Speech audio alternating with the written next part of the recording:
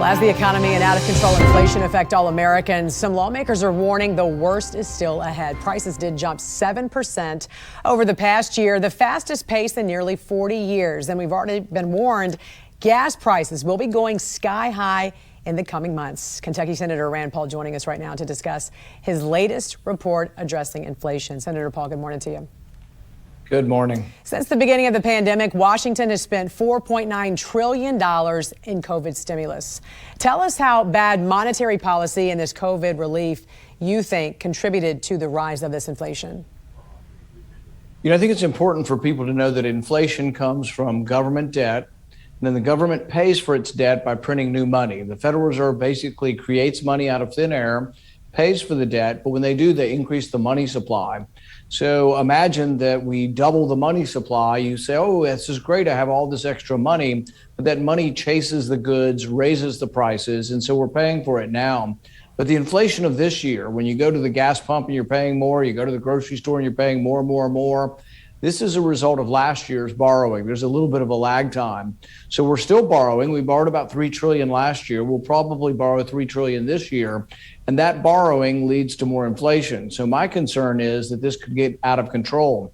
Sometimes inflation spirals upwards.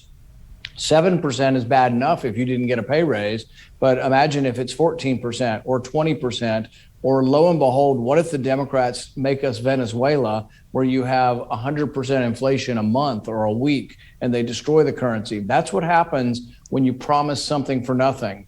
There is no real free lunch in this world. So when they offer you free things, when the government says, hey, we'll give you free college, it isn't free. They're going to print up money to pay for it, and you're going to pay for it at the gas pump and at the grocery store. I want to dig into some of this report right here, because many small businesses, according to this report, likely will not make it out of this. In fact, 45% of small businesses have had to take out a loan to cope with inflation. 71% of households making under $40,000 a year are facing economic hardships from inflation. 71%.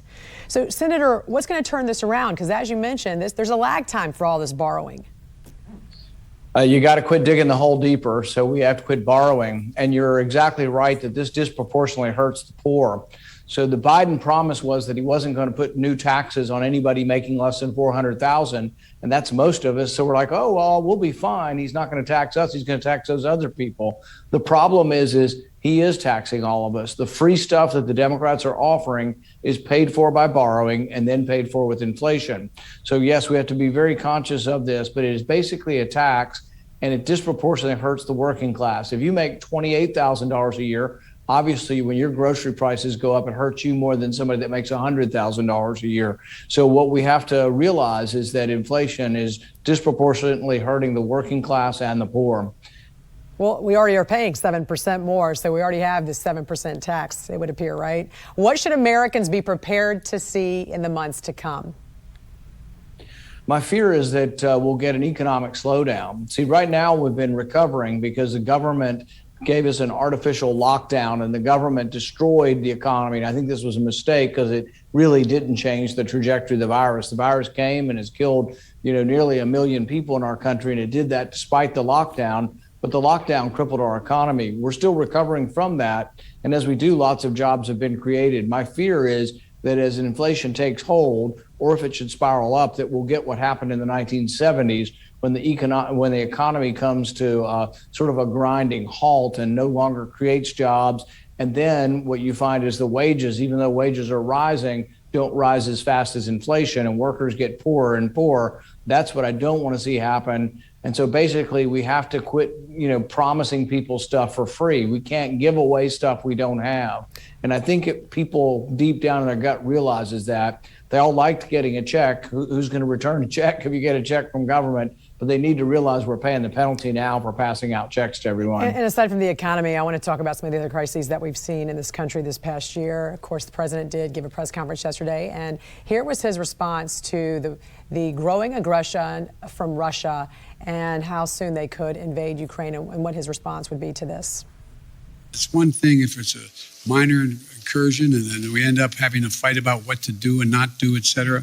But if they actually do what they're capable of doing with the force amassed on the border, it is going to be a disaster for Russia. Kiev, the Ukrainian government, of course, has said, why is the U.S. being reactive instead of proactive when it comes to Russian aggression? So, Senator, what do you suggest is the right path forward? What should we be doing? But I think it's a mistake to telegraph to your enemies exactly what you'll do, other than there'll be an overwhelming response.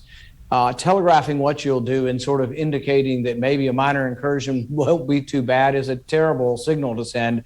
So I think really Biden is now a danger really to having him appear in public. I think probably he shouldn't make public appearances where he has to speak extemporaneously. I think he's still able to read notes, and it's fine to have him read things, read statements to the press, but he probably shouldn't speak to the press or to the world or to our country extemporaneously, because I'm not sure that he's capable of having the discernment to protect our country. As far as what you do with Russia, I think one of the things that is important is that us alone probably cannot stop a lot of things that are contemplated. Us in league with Europe, we have more potential. And one of the things I've been saying is, there's a pipeline between Russia and Germany. What I would say is that there needs to be the threat, but Germany has to be with us on the threat. That guess what? We're going to turn off the natural gas coming from Russia if they would invade Ukraine. I think that's a real threat. It's a real economic threat and might deter them, but it necessitates us working together, particularly with Germany, but really with all of Europe.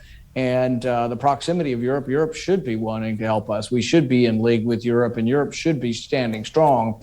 But that's what it takes, is sort of an international coalition. But loose tongues and loose lips of Joe Biden aren't helping things. And as we're watching what's happening with Russia, we're also keeping a close eye on China as well. China now threatening Olympic athletes, saying anyone who speaks up against the government or the country will face strict punishments. Is it safe for Americans to be there?